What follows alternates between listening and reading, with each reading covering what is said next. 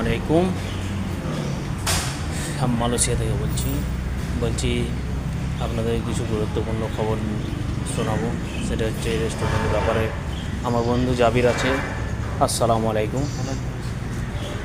তো বলতে চাইছি যে রেস্টুরেন্টের ব্যাপারটা আপনি একটু ভেঙে চলে বলুন। রেস্টুরেন্টের কাজটা ভালো না খারাপ?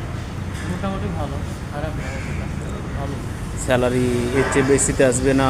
এই আপনারা যাতে আছেন স্যালারি 6 মাস 9 মাস বন্ধুদের বাড়ে 100-200 টাকা। আচ্ছা আচ্ছা, হাসবেন না। হ্যাঁ, তো ভালো তাতে কোনো। রেস্টুরেন্টে আপনি কী কাজে আছেন? আমি এখন বর্তমানে রুটি মাস্টার, আর রুটি বানাই, আইকে বানাই লাইফটা বানাই।